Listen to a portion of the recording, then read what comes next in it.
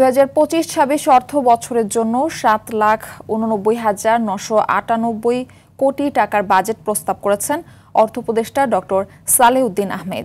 বার্ষিক উন্নয়ন ব্যয় বা এডিপি 2,30,000 কোটি টাকা এবং রাজস্ব আয় ধরা হয়েছে 5,64,000 কোটি টাকা। ঘাটতি ধরা হয়েছে 2,26,000 কোটি টাকা। জিডিপি প্রবৃদ্ধি ঠিক করা হয়েছে 5.25% আর মূল্যস্ফীতি 6.5%। আরো জানাচ্ছেন তৌহিদুর রহমান। আসসালামু আলাইকুম। প্রস্তাবিত বাজেট অনুমোদনের পর সরাসরি বাংলাদেশ টেলিভিশনের মাধ্যমে নিজের প্রথম বাজেট উপস্থাপন করেন অর্থ উপদেষ্টা ডক্টর সালেউদ্দিন আহমেদ। শ্রদ্ধায় স্মরণ করছি গত বছরের জুলাই আগস্ট মাসের শুরুতে অর্থনীতিকে এগিয়ে নিতে অন্তর্বর্তী সরকারের নেয়া বিভিন্ন ব্যবস্থার কথা তুলে ধরেন অর্থ উপদেষ্টা। বলেন, সরকারের লক্ষ্য শূন্য দারিদ্র্য, শূন্য বেকারত্ব। জুলাইয়ের গণ অভ্যুত্থানের চেতনা মাথায় রেখে বৈষম্যমুক্ত সমাজ গঠন করে সম্পদের সুষম বন্টন করতে চায় সরকার। অর্থনৈতিক স্থিতিশীলতা ফিরিয়ে এনে একটি উন্নত সমাজ বিনির্মাণের উদ্দেশ্যে আমরা যে সকল কার্যক্রম গ্রহণ করেছি তার মূল লক্ষ্য হচ্ছে শূন্য দারিদ্র্য, শূন্য বেকারত্ব এবং শূন্য কার্বন ভিত্তিক সমাজ বিনির্মাণ, যার মাধ্যমে আমূল পরিবর্তন হবে দেশের মানুষের জীবনমানের এবং মুক্তি মিলবে বৈষম্যের দুষ্ট চক্র থেকে। 2025-26 অর্থ বছরের জন্য 7,90,000 কোটি টাকার বাজেট প্রস্তাব করেছেন অর্থ উপদেষ্টা, যা জিডিপির 12.7%। মোট রাজস্ব আহরণ করতে হবে 5,64,000 কোটি টাকা, যা জিডিপির 9.9%। আগামী 2025-26 অর্থ বছরে মোট 5,64,000 কোটি টাকা রাজস্ব আয়ের প্রস্তাব করছি, যা জিডিপির 9%। এর মধ্যে রাজস্ব বোর্ডের মাধ্যমে 4,99,000 কোটি টাকা এবং অন্যান্য উৎস হতে 65,000 কোটি টাকা সংগ্রহ করার প্রস্তাব করছি। বড় প্রকল্পের বাহাদুরি নয়, স্বাস্থ্য, শিক্ষা সহ প্রয়োজনীয় খাতে বরাদ্দ বাড়াতে চায়। এডিপিতে বরাদ্দ রাখা হয়েছে 2,30,000 কোটি টাকা। সুদ পরিশোধ করতে হবে 1,22,000 কোটি টাকা। এর মধ্যে পরিচালন সহ অন্যান্য খাতে মোট বাজেটে ঘাটতি ধরা হয়েছে 2,26,000 কোটি টাকা, যা জিডিপির 3.6%। ঘাটতি অর্থায়নে অভ্যন্তরীণ উৎস থেকে 1,25,000 কোটি এবং বৈদেশিক উৎস থেকে ঋণ করতে হবে 1,01,000 কোটি টাকা। তৌহিদুর রহমান, RTV, ঢাকা। জুলাই অভ্যুত্থানে বদলে যাওয়া বাংলাদেশের রাজনৈতিক ও নির্বাচনী অনিশ্চয়তা এবং প্রশাসনিক স্থবিরতার মধ্যে ঘোষিত 2025-26 অর্থ বছরের বাজেটে রয়েছে কিছু ভিন্নতা। প্রস্তাবিত বাজেটে রাজস্ব আদায় ও দেশীয় শিল্প সুরক্ষায় বেশ কিছু পণ্যের উপর কর, শুল্ক ও ভ্যাট আরোপ করতে যাচ্ছে সরকার, যার প্রভাবে বাজারে কিছু পণ্যের দাম বাড়ার আশঙ্কা রয়েছে। এবারের বাজেটে কোন পণ্যের দাম বাড়ছে এবং কোনগুলোর কমছে সেগুলো জানাচ্ছেন মাইদুর রহমান রুবেল। ছাত্র জনতার অভ্যুত্থানে ফেসিবাদ পতনের পর রাজনৈতিক সরকার না থাকায় সংসদের বাইরে 16 বছর পর বাজেট। মানুষের প্রত্যাশা একটু বেশি হলেও প্রাপ্তির সঙ্গে কতটুকুই বা সামঞ্জস্য তা মেলানোর চেষ্টা করছে মানুষ। অন্তর্বর্তী সরকার ইতিমধ্যে সেই লক্ষ্য পূরণে অনেক দূরে এগিয়ে যেতে সক্ষম হয়েছে। রাজনৈতিক সরকার না থাকায় এলাকার পাতি মাস্তানদের সালামি দিতে হবে না ভেবে যারা বাড়ি নির্মাণ করতে চান তাদের জন্য এবারের বাজেটেও নেই সুখবর, কারণ ভ্যাট বাড়ছে রড ও স্টিলে, দাম বাড়বে মার্বেল গ্রানাইটেরও। গরমে স্বস্তির পরশ নেয়ার এসি ফ্রিজেও বাড়ছে ভ্যাটের হার। স্ত্রী কিংবা প্রিয়জনকে খুশি করতে কসমেটিক কিনে দিতে চাইলে বাড়াতে হবে খরচের হাত। বাড়ছে দেশীয় মোবাইল ফোনের দামও। শিশুদের খুশি করতে বিদেশি চকলেট কিংবা বিদেশি খেলনা কিনতে গেলেও গুনতে হবে বাড়তি টাকা। ব্যাটারি চালিত রিক্সা ভাড়া বেশি হওয়ায় বিরক্ত হয়ে মোটরসাইকেল কিনতে চাইলেও এবার মিলবে না স্বস্তি, কারণ দুটোর দামই বাড়ছে এবারের বাজেটে। দাম বাড়ছে হেলিকপ্টারেরও। এছাড়া বাড়ছে ওয়ান টাইম প্লাস্টিক পণ্য, ব্লেড, টেবিলওয়্যার, দেশে তৈরি সুতোর দামও। এত মূল্য বৃদ্ধিতে বাড়বে টেনশন, আর টেনশন কমাতে যারা ধূমপান করেন তাদের জন্য নেই ভালো কোনো খবর। গত কয়েক বছরের মতো এবারও বাড়ছে সিগারেটের দাম। কর আদায়ের দক্ষতা বৃদ্ধির লক্ষ্যে রাজস্ব ব্যবস্থাপনাকে মূল্য বৃদ্ধির খবরে যখন নাবিশ্বাস সাধারণ মানুষের, তখন স্বস্তির খবর হলো কিছুটা কমছে সয়াবিন তেল ও চিনির দাম, কমছে মাটি ও পাতার তৈরি পণ্যের দাম।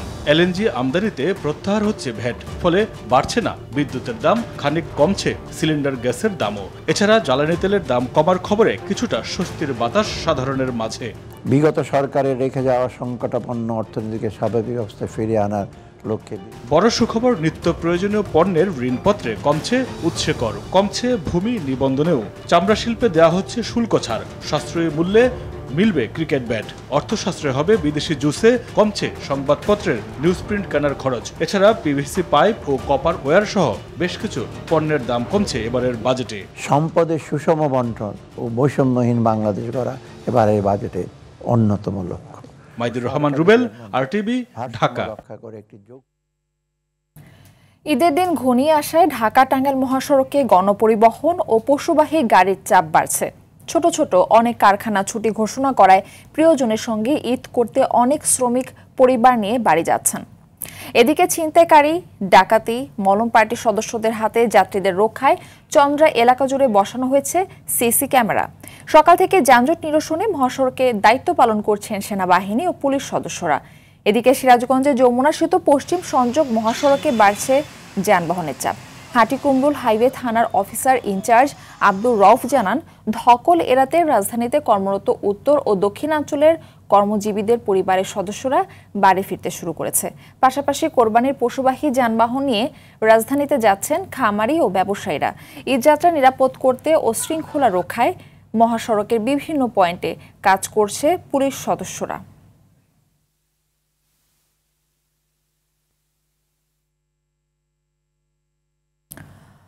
দর্শক, এই বিষয়ে বিস্তারিত জানাতে আশুলিয়ার বাইপাল থেকে আমাদের সঙ্গে যুক্ত হচ্ছেন সহকর্মী ওমর ফারুক। ফারুক, জানাবেন যে এই মুহূর্তে মহাসড়কের গণপরিবহন ও পশুবাহী গাড়ির চাপ কেমন দেখছেন?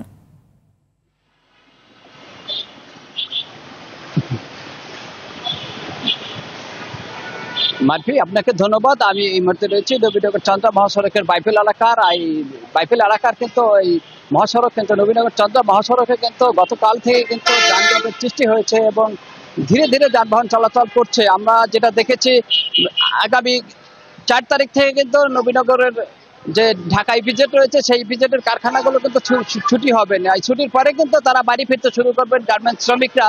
তো এটা নিয়ে কিন্তু গার্মেন্টসের শ্রমিকরা একটু শঙ্কিত হয়ে পড়েছেন যে আমাদের কল কারখানা ছুটির আগেই যেহেতু এই মহাসড়কে যানজট সৃষ্টি হয়েছে, যে কারণে তারা শঙ্কিত হয়ে পড়েছে। আমি যদি আপনাদেরকে একটু দেখাই, নবীনগর চন্দ্রা মহাসড়কের বলিভদ্র থেকে বাইপাইল পর্যন্ত যে যানজট, এটা কিন্তু প্রতিনিয়ত লেগেই থাকছে, যে কারণে এই মহাসড়কে চলাচলরত যাত্রী সাধারণ কিন্তু শঙ্কিত হয়ে পড়েছে। তারা কিন্তু নানা দুর্ভোগ পোহাচ্ছে এবং মহাসড়কে কিন্তু ওই গরু বোঝাই যে ট্রাকগুলো রয়েছে সেগুলো কিন্তু রাজধানী ঢাকা সহ বিভিন্ন হাটে যেতে বিলম্বিত হচ্ছে, যে কারণে হাটগুলোতে এখনো পর্যাপ্ত গরু কিন্তু লক্ষ্য করা যায়নি। তো আমরা একটু কথা বলবো এই শিল্পাঞ্চলের যে শ্রমিক প্রতিনিধি রয়েছে, তিনি আসলে আমরা জানতে চাবো তার কাছে, তিনি আসলে আমাদেরকে জানাবেন শ্রমিক যে কালকে দিন পরে থেকে যে বাড়ি ঘরে ফিরবেন তাদেরকে নিয়ে ওনার কি ভাবনা, কি চাচ্ছেন উনি। আচ্ছা, ধন্যবাদ। বিষয়টা হলো, গত 16 বছর পরে গত রমজান ঈদে ঠিকভাবে শ্রমিকরা মোটামুটিভাবে ঈদ ভালো উদযাপন করতে পারছে এবং গত রমজান ঈদে শ্রমিকরা ভালোভাবে, তারা স্বতঃস্ফূর্তভাবে, তারা যানজট মুক্ত ভাবে তারা যেতে পারছে বাড়িতে। আশা করি এবারও এই সরকার, তাদের প্রশাসন গতবারের চেয়ে এবারও ভালো অগ্রণী ভূমিকা পালন করবেন, যানজট মুক্ত থাকবে এবং ভাড়া যাতে করে, পরিবহন ভাড়া যাতে করে নৈরাজ্য সৃষ্টি না হতে পারে, এ ব্যাপারে সরকারের নীতি নির্ধারকগণ যথাযথভাবে ব্যবস্থা নেবেন। আর এবার শ্রমিকরা মোটামুটি 4-5 তারিখ থেকেই ছুটি হবে। ইপিজেড গুলো বেশিরভাগ 4 তারিখ থেকে 5 তারিখের মধ্যে কলকারখানাগুলো ছুটি হয়ে যাবে। এই বিষয়গুলো আর কি সরকারের, প্রশাসনের। ধন্যবাদ আপনাকে। তো আমরা নবীনগর চন্দ্রা মহাসড়কের যে যানজট নিয়ে আমরা কথা বলছিলাম। তো যাত্রীরা কিন্তু যেটা চাচ্ছে যে নবীনগর চন্দ্রা মহাসড়ক যেন যানজট মুক্ত করা হয় এবং সেই ব্যবস্থা যেন প্রশাসন নয়, পুলিশের পাশাপাশি কিন্তু বাংলাদেশ সেনাবাহিনী কিন্তু মহাসড়কে কাজ করছেন, যে কারণে তারা এখনো একটু স্বস্তির মধ্যে আছেন। বাংলাদেশ সেনাবাহিনীর কারণেই কিন্তু এখনো মহাসড়কে যে যানজট সৃষ্টি হওয়ার কথা সেটা কিন্তু এখনো হয়নি, তবে থেমে থেমে যানজট সৃষ্টি হচ্ছে। তো শিল্পাঞ্চল আসলে। ধন্যবাদ আপনাকে। ঈদ ঘনিয়ে আসায় বিভিন্ন জেলায় জমে উঠেছে পশুর হাট। তবে নেত্রকোনার কোরবানির হাটে বিরূপ আবহাওয়ার প্রভাব পড়েছে। গেল 4 দিন ধরে চলা বৃষ্টির কারণে হাটগুলোতে গরু নিয়ে বিক্রেতারা আসলেও ক্রেতা নেই। এতে বিপাকে পড়েছেন বিক্রেতা ও হাটের ইজারাদাররা। বিক্রেতারা বলছেন দু একজন ক্রেতা আসলেও দরদাম করে না কিনে চলে যাচ্ছেন। নেত্রকোনায় চলতি বছর চাহিদার চেয়ে ২৮,০০০ বেশি পশু প্রস্তুত করা হয়েছে। নাটোরের বৃহত্তম তেবাড়িয়া হাট জমে উঠে ক্রেতা বিক্রেতার সমাগমে। বিক্রেতারা জানান গেল বছরের তুলনায় এবারের হাটে গরুর দাম অনেকটাই কম। হাটের নিরাপত্তায় জেলা প্রশাসনের উদ্যোগে পুলিশ ও সেনাবাহিনী ক্যাম্প স্থাপন করেছে। এদিকে ঈদকে ঘিরে মৌলভীবাজার জেলায় প্রস্তুত করা হয়েছে ৮০,৬৩৭টি পশু। এসব পশুকে প্রাকৃতিক উপায়ে লালন পালন করেছেন খামারিরা। অবৈধভাবে সীমান্ত দিয়ে গরু চোরাচালান বন্ধ রাখার দাবি জানিয়েছেন খামার মালিকরা। দামের পরিমাণ একেবারেই কম, ক্রেতা নাই বললেই চলে। আইন শৃঙ্খলা পরিস্থিতি বেশ ভালো, গরুর আমদানিও ভালো আছে। সামনে দিতে খামারে চালানি সম্ভব না, অবস্থা একবারে খারাপ হয়ে যায় দিন দিন। আজ ইন্ডিয়ান গরু ইয়ারি আমরা যত খামার আছে সব খামার দে সব ব্যাপারে মনে হইলে লসে গিয়ারি জিও করা লাগে। কোরবানির পশুর হাটের খবর জানাতে মেহেরপুর থেকে আমাদের সঙ্গে সরাসরি যুক্ত হচ্ছেন সহকর্মী মাজিদুল হক মানিক। মানিক, হাটে ক্রেতা বিক্রেতাদের উপস্থিতি কেমন দেখছেন? ভারতীয় গরু এসেছে কি জানাবেন? মূলত মেহেরপুর জেলার ৫৫ কিলোমিটার এলাকা জুড়িয়ে ভারতের সাথে সীমান্ত রয়েছে, তবে কাঁটাতারের বেড়া সেহেতু মেহেরপুর জেলার কোনো সীমান্ত দিয়ে কিন্তু গরু চোরাচালান হয় না। এখানে জেলায় যে পরিমাণ গবাদি পশু পালন করা হয় সারা বছর ধরে, যা কুরবানির যে পশুর বাজার আছে এই বাজারকে টার্গেট করে মূলত এখানে যারা খামারিরা আছেন তারাই আসলে এগুলো পালন করেন এবং কুরবানির বাজারগুলোতে এগুলো তারা বিক্রি করেন। আমরা জানি যে মেহেরপুর জেলায় ১,৭১,০০০ হচ্ছে কুরবানি উপযুক্ত পশু, এর মধ্যে ৫০,০০০ প্রায় গরুই উদ্বৃত্ত থাকবে।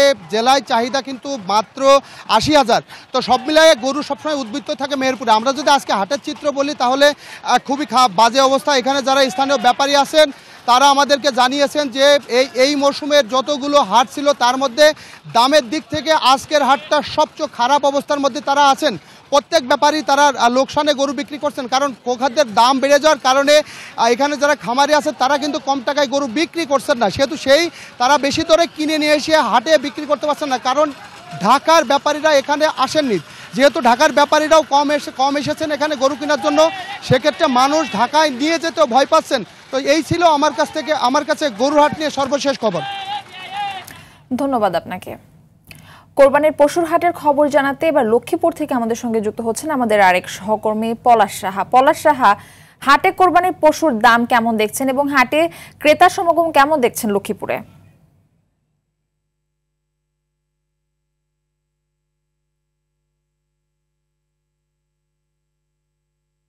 আশায় লক্ষ্মীপুরের যে গবাদি পশুর যে হাটগুলো রয়েছে সেই হাটগুলোতে যে কেনাবেচা সেটি চলছে। তবে গত কয়েকদিন থেকে লক্ষ্মীপুরে যে মাঝারি মুষলধারে যে বৃষ্টি হচ্ছে এবং এই বৈরী আবহাওয়া এবং নানা যে প্রতিকূলতা সেই প্রতিকূলতার কারণে বাজারে ক্রেতাদের আনাগোনা কিছুটা কম। তবে এখন ক্রেতা কিন্তু যারা আসছেন তারা এখনো তারা দেখছেন এবং তারা যে দামকে সেটি এখনো যাচাই করছেন। তবে আমি এখন হচ্ছে লক্ষ্মীপুর পৌর যে গরুর বাজার, এখানে কয়েকজন যে বিক্রেতা রয়েছে তাদের সাথে কথা বলেছি। তারা আমাকে যেমনটি জানিয়েছেন যে আসলে বড় গরুর তুলনায় ছোট গরুর যে দাম সেটি কিছুটা সহনীয় পর্যায়ে থাকায় যে ছোট গরুর বিক্রি বেশি এবং সেটা করে তারা লাভের মুখ দেখছেন, এবং বড় সাইজের যে গরু সেগুলোর চাহিদা কম থাকে, বিক্রিও কিছুটা কম, এবং এই বড় আকারের গরু যারা হাটে নিয়ে এসেছেন তারা কিছুটা দুশ্চিন্তার মধ্যে রয়েছেন বিক্রি নিয়ে। তবে এবং গরুর যে গোখাদ্য খড় ভুসি সহ অন্যান্য আনুষঙ্গিক যে খরচ সেটি বেড়ে যাওয়ার কারণে গরুর দাম কিছুটা বেশি, এবং তারা চাইলেও কিন্তু গরুর যে দাম সেটি কম করতে পারছেন। এবং বৈরী আবহাওয়ার কারণে এখন পর্যন্ত ক্রেতার যে সমাগম সেটা কিছুটা কম রয়েছে। তবে আবহাওয়া স্বাভাবিক হলে আরো যে ক্রেতাদের যে আনাগোনা সেটি বাড়বে বলে এমনটা আশা করছেন। এবং আমি কয়েকজন যে ক্রেতা রয়েছেন তাদের সাথে কথা বলছি, তারা কিছুটা অভিযোগ করেছেন যে গত বছরের যে তুলনায় যে দাম সেটি কিছুটা বেশি। তবে এখনো তারা আসছেন এবং তারা যে দাম রয়েছে গরুর সেটি যাচাই করছেন। যাচাই বাছাই শেষে তারা হয়তো বা আরো কিছুদিন পরে যে গরুর যে কেনাবেচা সেটি হয়তো বা আরেকটু বাড়বে। আপনাকে জানিয়ে দিয়েছি যে লক্ষ্মীপুরে যে জেলা সদর সহ 5টি যে উপজেলায় 5টি উপজেলায় প্রায় 200টি গরুর হাট রয়েছে, এবং এই হাটগুলোকে নিরাপত্তাকে কেন্দ্র করে জেলা প্রশাসনের পক্ষ থেকে বাড়তি যে নজরদারি সেটি নেওয়া হয়েছে, এবং জেলা পুলিশের কয়েকটি মোবাইল টিম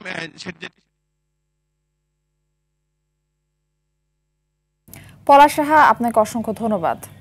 সিলেটে উজানের ঢলের প্রভাবে বেড়ে যাওয়া কুশিয়ারা নদীর পানি 3 পয়েন্ট ও সুরমা পানি একটি পয়েন্টে বিপদসীমার উপর দিয়ে প্রবাহিত হচ্ছে। অব্যাহত রয়েছে বৃষ্টিপাত। ব্রাহ্মণবাড়িয়ার আখাউড়ায় টানা বৃষ্টি ও পাহাড়ি ঢলে সৃষ্ট বন্যা পরিস্থিতির আরও অবনতি হয়েছে। নতুন করে প্লাবিত হয়েছে কয়েকটি গ্রাম, ডুবে গেছে গ্রামীণ রাস্তাঘাট, কৃষিজমি, পুকুর ও জলাশয়। ভারী বৃষ্টি না হওয়া ও পাহাড়ি ঢল কমে আসায় সুনামগঞ্জের নদ নদীর পানি ধীর গতিতে বাড়ছে। বৃষ্টি আর উজান থেকে নেমে আসা ঢলে কুড়িগ্রামের নদ নদীর পানি বৃদ্ধি পেয়েছে। তবে আগামী দুদিন পানি বাড়ার সম্ভাবনা থাকলেও বড় ধরনের বন্যার কোনো আশঙ্কা নেই বলে জানিয়েছেন কুড়িগ্রাম পানি উন্নয়ন বোর্ড। ভারী বৃষ্টিতে রাঙামাটিতে চরম ভোগান্তিতে পড়েছেন সাধারণ মানুষ। বৃষ্টির ফলে পুরো রাঙামাটি জুড়ে পাহাড় ধসের শঙ্কা বেড়ে গেছে। সরকারি হিসাব অনুযায়ী বন্যা ও পাহাড় ধসে রাঙামাটির প্রায় 2000-এর বেশি বাড়িঘর ক্ষতিগ্রস্ত হয়েছে।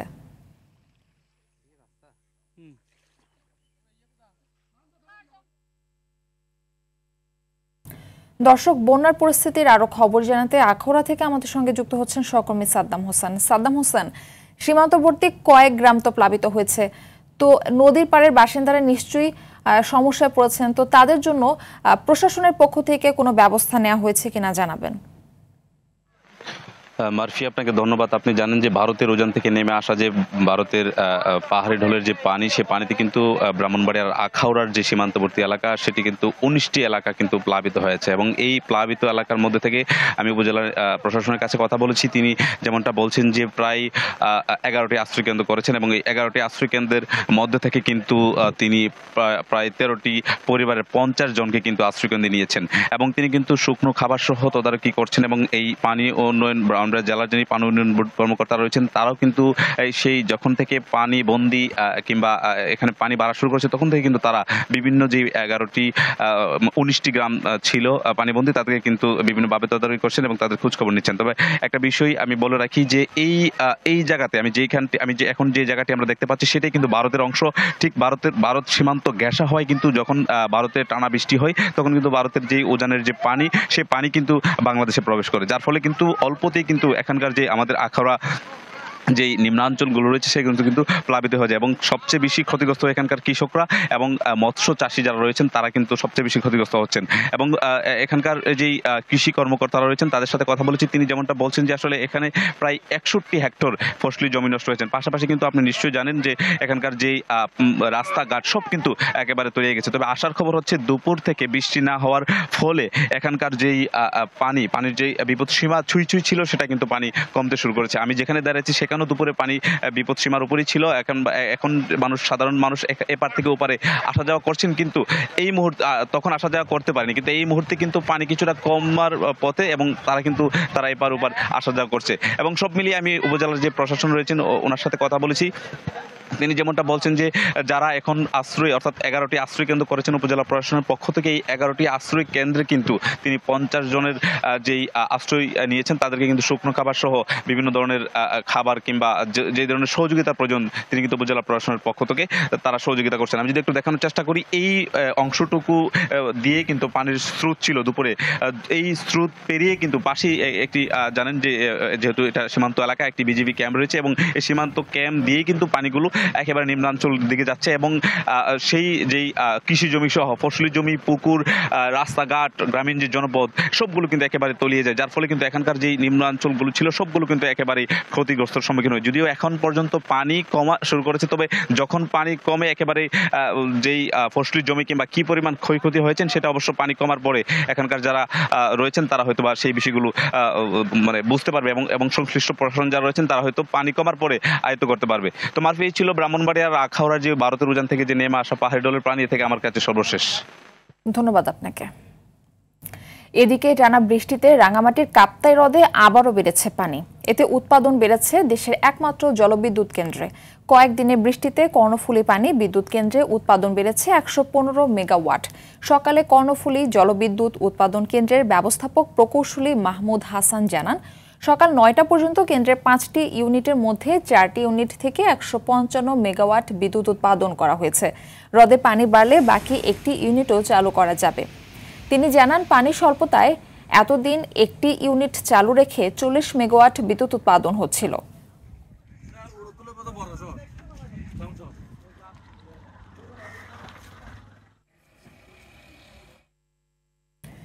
কিশোরগঞ্জে পানিতে ডুবে 2 শিশুর মর্মান্তিক মৃত্যু হয়েছে। তারা হলেন সদর উপজেলার 4 বছর বয়সী ওবায়দুল্লাহ ও পকুন্দিয়া উপজেলার 5 বছর বয়সী মাহাদ। সম্পর্কে দুজন মামাতো ফুপাতো ভাই। গতকাল সন্ধ্যায় সদর উপজেলায় ঘরের পাশে গর্তে পড়ে মারা যায় তারা। পুলিশ ও পরিবার জানায় বিকেলে মাহাদ ও ওবায়দুল্লাহ খেলতে বের হয়। অনেকক্ষণ হয়ে যাওয়ায় তাদের খুঁজতে বের হলে ঘরের পাশে গর্তে এই 2 শিশুকে ভেসে থাকতে দেখা যায়। পরে কিশোরগঞ্জ হাসপাতালে নিয়ে গেলে কর্তব্যরত চিকিৎসক তাদের মৃত ঘোষণা করেন।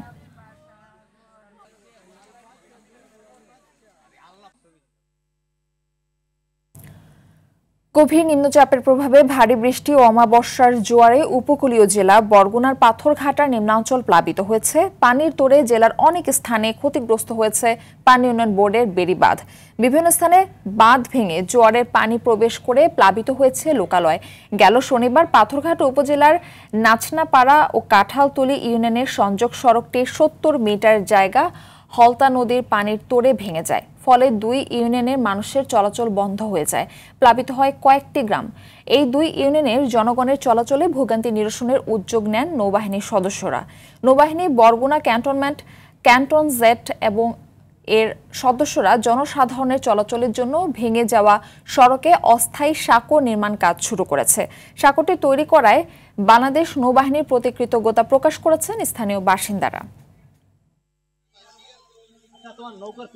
বাংলাদেশ নৌবাহিনী কন্টিনজেন্ট বরগুনা এবং স্থানীয় প্রশাসনের সহযোগিতায় আমরা বেড়িবাঁধের পাশেই একটি অস্থায়ী সাঁকো নির্মাণের কাজ করছি এবং এই সাঁকো নির্মাণ পরবর্তী সময়ে আমরা আশা করছি এখানে জনদুর্ভোগ কমবে এবং মানুষের চলাচল স্বাভাবিক হবে এবং বাংলাদেশ নৌবাহিনী এই ধরনের জনস্বার্থমূলক কার্যক্রম করছে এবং কার্যক্রম অব্যাহত থাকবে ইনশাআল্লাহ। লালমনিরহাটে কয়েক কোটি টাকা ব্যয় নির্মিত স্লুইস গেটের সুফল পাচ্ছেন না কৃষকরা। তদারকির অভাবে অকেজো হয়ে পড়েছে রেগুলেটরগুলো। এজন্য পানি উন্নয়ন বোর্ডের উদাসীনতাকে দায়ী করছেন স্থানীয়রা। লালমনিরহাট প্রতিনিধি মিজানুর রহমান মিজানের তথ্যচিত্রে বিস্তারিত জানাচ্ছেন নাদিরা সুলতানা। 2003 সালে লালমনিরহাটের আদিতমারি ও কালীগঞ্জে প্রায় 9 কোটি টাকা ব্যয়ে ভাটেশ্বরী নদীতে স্লুইস গেট রেগুলেটর নির্মাণ করে পানি উন্নয়ন বোর্ড। লক্ষ্য ছিল রবি মৌসুমে কৃষকদের সেচ সুবিধা দেয়া, কিন্তু বাস্তবে তা হয়ে ওঠেনি। অযত্ন, অবহেলা আর তদারকির অভাবে অকেজু হয়ে পড়ে আছে। এতে বর্ষায় তলিয়ে যায় ফসলি জমি আর শুষ্ক মৌসুমে দেখা দেয় পানির অভাব। গেট 3টা আছে, 3টা যদি গেট বন্ধ করা যায় নিচ দিয়ে তারপরেও পানি যায়, মানে এতে আমরা কোনো উপকৃত হচ্ছে না। সুইচ গেটের নিচে এখন বর্তমানে শুকনো পানি নেই। শ্যালো মেশিন নিয়ে যেহেতু আবাদ করতেছে, নদীর কোনো পানি দিয়ে আবাদ করা করতেছে না। মৌসুমে যখন বৃষ্টি না হয় তখন পানিটা আসলে কিভাবে আসবে? স্থানীয়দের অভিযোগ, নির্মাণের পর থেকেই কোনো কাজে আসেনি এই স্লুইস গেট, আর তদারকি না থাকায় চুরি হচ্ছে যন্ত্রাংশ। 3টা গেটের যে গেটগুলো যে বসানো আছে, যে তার সাইডে যে নাটগুলান আছে, নাটগুলা পর্যন্ত খুলে গেছে। গেটগুলোর অবস্থা খুবই খারাপ।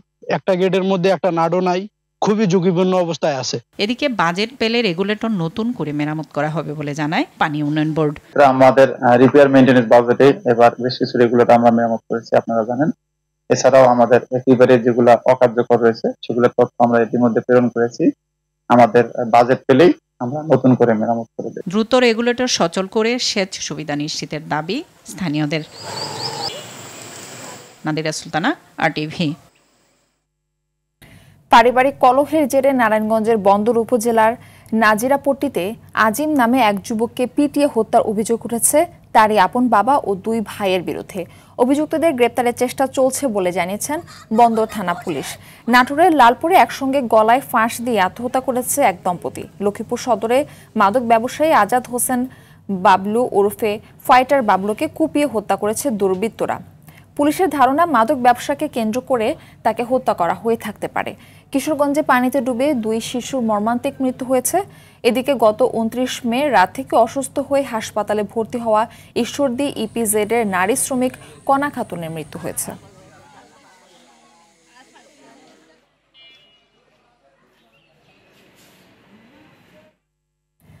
সাভারে বকেয়া বেতন ও ঈদ বোনাসের দাবিতে ঢাকা আরিচা মহাসড়ক অবরোধ করে বিক্ষোভ করেছেন একটি তৈরি পোশাক কারখানার শ্রমিকরা। সকালে সাভারের হেমায়তপুর বাস স্ট্যান্ড এলাকায় সড়কে অবস্থান নিয়ে এই বিক্ষোভ করেন তারা। এ সময় মহাসড়কের উভয় পাশে তীব্র যানজটের সৃষ্টি হয়। এতে সাধারণ যাত্রী পরিবহন শ্রমিকরা চরম দুর্ভোগে পড়েন। শ্রমিকরা জানায়, এপ্রিল ও মে মাসের বকেয়া বেতন ও ঈদ বোনাস দেওয়ার কথা ছিল আজ, কিন্তু কর্তৃপক্ষ তা দেয়নি। ফলে প্রথমে কারখানার মধ্যে এবং পরে মহাসড়কে অবস্থান নিয়ে বিক্ষোভ শুরু করে। পুলিশ জল কামান নিক্ষেপ করে শ্রমিকদের ছত্রভঙ্গ করে দিলে মহাসড়কে যান চলাচল স্বাভাবিক হয়।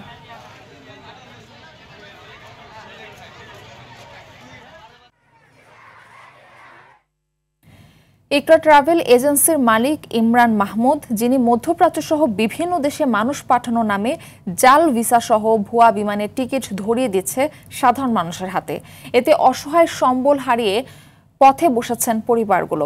টাকা ফেরত চাইলে উল্টো হুমকির শিকার হয়েছে ভুক্তভোগীরা। পঞ্চগড় প্রতিনিধি মোহাম্মদ হারুনুর রশিদের রিপোর্ট। বিস্তারিত জানাচ্ছেন লামিয়া তানজিন মাহমুদ।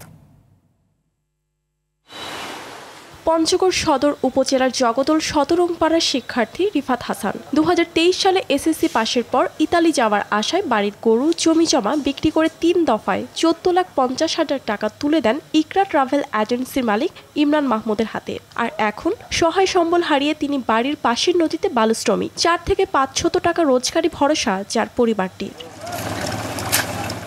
রিফাতের মতোই সদর উপজেলার হোসাইন, হাবিবুর, সুমন এবং লিমনকে ইতালি এবং দুবাই পাঠানোর নামে প্রায় 34 লাখ টাকা হাতিয়ে নিয়েছে ইমরান মাহমুদ। মামলা করেও টাকা ফেরত না পাওয়ায় প্রতিনিয়ত যেতে হচ্ছে থানা আদালতে। কেউ কেউ আবার বাড়িতে থাকতে পারছে না দেনাদারের অত্যাচারে। দুবাইতে যে জাল ভিসা দিয়েছেন এটা প্রমাণ তো আমরা পাই গেলাম, এখন কি করবেন? তখন আরো বললো যে এইবার আপনাদেরকে ইতালি পাঠাবো। 3 ধাপে 14.5 লাখ টাকা দেই। এখন আমার পরিবার একদম নিঃস্ব হয়ে গেছে। বাধ্য হয়ে আমি দিন মজুরির কাজ করি। এখন কাগজপাতি দিল, আমরা বিমান বন্দরে গেলাম, তখন এখান থেকে আমাদেরকে ঘোরা দিতেছে, তখন বলতেছে ভুয়া, এটা সবকিছু ভুয়া। যখন আমরা ওনাকে বলি তখন বলে যে তোমার এটা আসে না, এটার কারণে তুমি অনলাইনে পাচ্ছ না, তুমি কিছুদিন ওয়েট করো। এভাবে আশ্বাস দিয়ে রাখতো। এইভাবে আমরা 3-4 মাস আমাদের ঢাকায় রাখছি। সন্তানদের বিদেশে পাঠাতে বিভিন্নভাবে ধার দেনা করে করুণ পরিণতি এখন ভুক্তভোগী পরিবারগুলোর। আদরের সন্তানরা এখন দিন মজুর, এমনটাই বলছেন তরুণদের বাবা মায়েরা। আমার এখন কিচ্ছু নাই, আমি পথের ভিখারির মতো হয়ে গেছি। আমার স্বামী টেনশন করতে করতে অসুস্থ হয়ে গেছে। তামান বলে ভুয়া, বিমান বন্দর বন্ধ নিয়ে গেছি, যাই না, ওখান থেকে ঘুরে দিস। ইমরান মাহমুদ একদম বিশ্ব সিটার মানে সিটার, আবার ফের হুমকি দাতাও। আমার ছেলেকে যদি নিতে না পারে তাহলে আমাকে টাকাটা ফেরত দেবো। এখন এদিকে তদন্ত করে ব্যবস্থা নেওয়ার আশ্বাস দিয়েছেন পঞ্চগড় সদর থানার ভারপ্রাপ্ত কর্মকর্তা। মামলার তদন্ত অব্যাহত আছে। মামলার তদন্ত সাপেক্ষে যথাযথ প্রতিবেদন বিজ্ঞ আদালতে দাখিল করা হবে। ন্যায্য বিচার এবং পাওনা ফিরে পাবে পরিবারগুলো, শাস্তি হবে প্রতারকের, এমনটাই আশা ভুক্তভোগী পরিবারগুলোর। লামিয়া তানজিন মাহমুদ, আরটিভি। বছর না পেরোতে গাজীপুরের কালিয়াকৈর তুরাগ নদীর উপর চাপাইয়ের সেতুর প্রায় সব বাতি নষ্ট হয়ে গেছে। এতে সেতুর উপর সড়কটিতে দুর্ঘটনা ঘটছে। অন্ধকার কারণে রাতে পথচারী ও ব্যবসায়ীরা ছিনতাইয়ের শিকার হচ্ছেন। সেতুতে আস্তানা গড়ে উঠেছে মাদক সেবীদের। কালিয়াকৈর থেকে কামাল হোসেন বিপ্লবের প্রতিবেদন। বিস্তারিত জানাচ্ছেন সৈয়দা সামিয়া তামান্না। কালিয়াকৈরে ফুলবাড়িয়া মাওনা আঞ্চলিক সড়কের তুরাগ নদীর উপর 2021-22 অর্থ বছরে 42,49,98,000 টাকা ব্যয়ে নির্মাণ হয় চাপাইয়ের সেতুটি। সেতুটি নির্মাণ করে MM বিল্ডার্স। 2023-এর 19 অক্টোবর জনসাধারণের জন্য উন্মুক্ত করা হয় সেতুটি। তবে 5 আগস্ট বিক্ষুব্ধ ছাত্র জনতা সেতুটির সড়ক বাতিগুলোতে ভাঙচুর চালায়। তারপর থেকেই সেতুটি অন্ধকার। 10 মাস পেরিয়ে গেল বাতিগুলো মেরামতের কোনো উদ্যোগ নেয়নি কর্তৃপক্ষ। এতে রাতে ঘুটঘুটে অন্ধকারে প্রতিদিন ঘটছে দুর্ঘটনা। ছিনতাইয়ের শিকার হচ্ছে সাধারণ মানুষ। সুযোগ বুঝে নানা অপরাধমূলক কর্মকাণ্ড চালাচ্ছে মাদক সেবীরা। সেতুর দুপাশে কয়েকটি গ্রাম, শিক্ষা প্রতিষ্ঠান ও মন্দির থাকায় সেতুটি ব্যবহারে ভোগান্তি পোহাচ্ছেন সাধারণ মানুষ ও শিক্ষার্থীরা। 11টা-12টার পর থেকে লাইট একদম অন্ধকার হয়ে যায়। অন্ধকার হইলে দেখা যায় চুরি চিন্তার ভয় থাকে, অন্ধকার থাকে, সমস্যা, এই জায়গায় অ্যাক্সিডেন্টের ভয় থাকে, চোখে দেখে না, কারোর সাথে কেউ গোতা খায়, রুট পারাইতে সমস্যা হয়। লাইট নষ্ট হওয়ার কারণে মাঝে মধ্যে দেখা গেছে আমরা রাস্তা খেয়াল করতে পারি না। এই যে ব্রিজের এখানে উঁচু নিচু আছে, ভাঙা আছে, একটু লাইটের খুবই প্রয়োজন, লাইট ছাড়া আমাদের এটা চলে না। সেতুর বাতিগুলো সংস্কারের আশ্বাস দিয়েছেন উপজেলা নির্বাহী কর্মকর্তা। পৌরসভা থেকে তাদেরকে অফিসিয়ালি চিঠিয়ে দিয়েছি গতকাল যে এখানে চাপাইরে ব্রিজ তারপরে আমাদের এই খারাজোড়ার একটা আমাদের বড় আছে ফ্লাইওভার আছে, সেখানকার যে লাইটগুলো এগুলো সব নষ্ট হয়ে আছে। দ্রুত এগুলো সমাধান করার জন্য তো তারা কাজ করছে। আশা করি খুব অল্প সময় 1-2 সপ্তাহের মধ্যে এগুলো হয়তো পুনরায় আবার চালু হবে। সাধারণ মানুষের নির্বিঘ্নে চলাচল নিশ্চিত করতে দ্রুত বাতিগুলো সংস্কার চায় এলাকাবাসী। সৈয়দা সামিয়া তামান্না, RTV। পটুয়াখালী জেলার রামনাবাদ নদীর উপর গলাচিপা সেতু নির্মাণের দাবিতে মানববন্ধন করেছে ভুক্তভোগীরা। গলাচিপা ফেরিঘাটের সামনের সড়কে সর্বস্তরের জনগণ এর ব্যানারে এই মানববন্ধন হয়। এ সময় শত শত সাধারণ মানুষ, রাজনৈতিক নেতাকর্মী, পেশাজীবী ও সামাজিক সংগঠনের প্রতিনিধিরা দলমত নির্বিশেষে মানববন্ধনে অংশ নেন। ব্যানারে প্ল্যাকার্ড হাতে নিয়ে তারা রামনাবাদ নদীর উপর দ্রুত সেতু নির্মাণের জোর দাবি জানান। এ সময় বক্তারা বলেন, রামনাবাদ নদীতে সেতু গলাচিপা সেতু বাস্তবায়ন হলে গলাচিপা, দশমিনা, রাঙাবালি, বাউফল সহ আশপাশের 10 লক্ষাধিক মানুষ উপকৃত হবে। উন্নত যোগাযোগ ব্যবস্থার মাধ্যমে চিকিৎসা, শিক্ষা, ব্যবসা ও প্রশাসনিক সেবায় গতি আসবে বলেও মন্তব্য করেন বক্তারা। এই ফেরি 2 ঘাটে অসংখ্য মা বোনেরা সন্তান প্রসব করেছে, তারা সময় মতন ফেরি পায় নাই, ঠিক কিনা বলে? অনেক মানুষ এই 2 পাশে লাশ দিয়ে ফেরির জন্য ঘন্টার পর ঘন্টা অপেক্ষা করেছে। প্রায় 20 লক্ষ লোকের ভোগান্তির শিকার হচ্ছে বছরের পর বছর ধরে। আমরা এই ভোগান্তির অবসান চাই।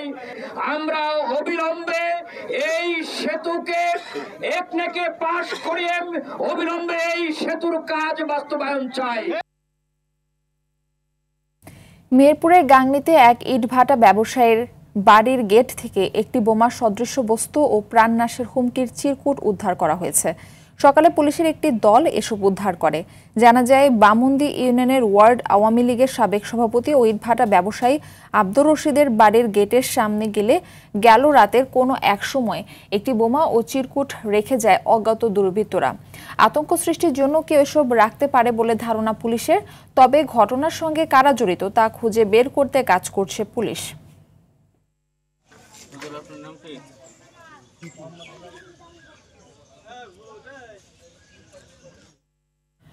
দেশের বিভিন্ন স্থানের সভা সমাবেশ, মানববন্ধন সহ নানা ঘটনার আরো খবর জানাচ্ছেন লামিয়া তানজিন মাহমুদ। শহীদ রাষ্ট্রপতি জিয়াউর রহমানের শাহাদাত বার্ষিকী উপলক্ষে টাঙ্গাইলে ভূঁইয়াপুরের বৃক্ষরোপণ কর্মসূচির উদ্বোধন করেন বিএনপির ভাইস চেয়ারম্যান আব্দুল সালাম পিন্টু। ডিসেম্বরের মধ্যে জাতীয় নির্বাচন দিলে অন্তর্বর্তী সরকারকে দেশবাসীর স্বর্ণাক্ষরে লিখে রাখবে বলে মন্তব্য করেছেন বিএনপির কেন্দ্রীয় কমিটির সহ অর্থনৈতিক বিষয়ক সম্পাদক মাহফুজুর রহমান সুমন। নারায়ণগঞ্জের 2500 এক আলোচনা সভায় তিনি একথা বলেন। এই দেশের মানুষ দীর্ঘ 15 বছর ভোট দিতে পারেনি, আগামী ভোটের মাধ্যমে তার নেতা নির্বাচিত করবে। চট্টগ্রাম নগরীতে জলাবদ্ধতা পরিস্থিতির উন্নয়নে করণীয় নির্ধারণে বিভিন্ন খাল নালা পরিদর্শন করেছেন চট্টগ্রাম সিটি কর্পোরেশনের মেয়র ডাক্তার শাহাদাত হোসেন। এই সময় খাল নালায় বর্জ্য ফেলার বিষয়ে সতর্ক করেন তিনি। ফরিদপুরে শিশু আইন 2013 সংশয়, বিভ্রান্তি ও অসঙ্গতি শীর্ষক সেমিনারে সভাপতিত্ব করেন আইন কমিশনের চেয়ারম্যান বিচারপতি জিনা তারা। এ সময় আইন কমিশনের সদস্য বিচারপতি শামীম হাসনাইন উপস্থিত ছিলেন। আসন্ন ঈদুল আজহা উপলক্ষে ঘরমুখ মানুষের নিরাপদ যাত্রা নিশ্চিত করতে রংপুর মহানগরে মডার্ন মোড়ে RPMP ও RAB 13 সাব কন্ট্রোল রুমের উদ্বোধন করা হয়েছে। কুমিল্লা ও ব্রাহ্মণবাড়িয়া সীমান্তে অভিযান চালিয়ে প্রায় 1.5 কোটি টাকার ভারতীয় গাঁজা, মোবাইল ফোন, বাজি এবং একটি হায়েস গাড়ি জব্দ করেছে বিজিবি। এ সময় 5 জন চোরা কারবারিকেও আটক করা হয়। পঞ্চগড়ে আবারও কবরস্থান থেকে 5টি কঙ্কাল চুরি হয়েছে। সেই সাথে আরো 2টি কবর খনন করা অবস্থায় পাওয়া যায়, তবে কঙ্কাল নিয়ে যেতে পারেনি। কোন চক্র বা দুর্বৃত্তরা এ চুরির ঘটনা ঘটিয়েছে বলে ধারণা এলাকাবাসীর। ফিলিপাইন থেকে পরিচালিত একটি অনলাইন জুয়া সাইটের বাংলাদেশি এজেন্ট মেহেদী হাসানকে ঝিনাইদহ থেকে গ্রেফতার করেছে পুলিশ। জামায়াত ইসলামের নিবন্ধন ফিরে পাওয়ায় দিনাজপুরের হিলেতে শুকরানা দোয়া ও মিষ্টি বিতরণ করেছেন সংগঠনের নেতাকর্মীরা। সাভারে বিসিক চামড়া শিল্পনগরী ট্যানারিতে সরকারিভাবে কাঁচা চামড়া এবং ওয়েট ব্লু চামড়া রপ্তানি সিদ্ধান্ত প্রত্যাহারের দাবিতে সংবাদ সম্মেলন করেছে Bangladesh finished leather goods and footwear exporters association ও বাংলাদেশ ট্যানার্স অ্যাসোসিয়েশন। কেমিক্যালস আমদানি ও চলতি ব্যবসায়ে বিনিয়োগ ক্ষতিগ্রস্ত হবে। অটোরিকশা ও ইজি বাইকে যৌক্তিক ভাড়া নির্ধারণ ও নিয়ন্ত্রণের দাবিতে মানববন্ধন কর্মসূচি পালন করেছে সচেতন সুনামগঞ্জবাসী। ভাড়া বৃদ্ধি করা হোক, তাতে আমাদের সমস্যা নাই, তবে সেই ভাড়া হতে হবে যৌক্তিক। অটোরিকশাতে উঠলেই 10 টাকা ভাড়া দিতে হবে, সেটা আমরা মানি না, মানবো না। বাবা মায়ের পায়ের জুতা মুছে এবং নিজেদের আঁকা বিশেষ শুভেচ্ছা কার্ড উপহার দিয়ে ব্যতিক্রম ভাবে গ্লোবাল ডে অফ প্যারেন্ট উদযাপন করলো যশোরের ক্ষুদে শিক্ষার্থীরা। ময়মনসিংহে বাংলাদেশ পরমাণু কৃষি গবেষণা ইনস্টিটিউট বিনার গবেষণা কার্যক্রম শক্তিশালীকরণে বিজ্ঞানী, কৃষি কর্মকর্তা ও কৃষকদের নিয়ে কর্মশালা অনুষ্ঠিত হয়েছে। বড়ি আবহাওয়া ও পদ্মার উত্তাল ঢেউয়ের মাঝে 10 কিলোমিটার সাঁতরে পার হলো 2 নারী সহ 20 জন সাঁতারু। Lamia Tangier Mahmud, RTV। জেলা সংবাদ এ পর্যন্তই। সন্ধ্যা সংবাদ 7:15টায় দেখার আমন্ত্রণ রইল। ধন্যবাদ সবাইকে।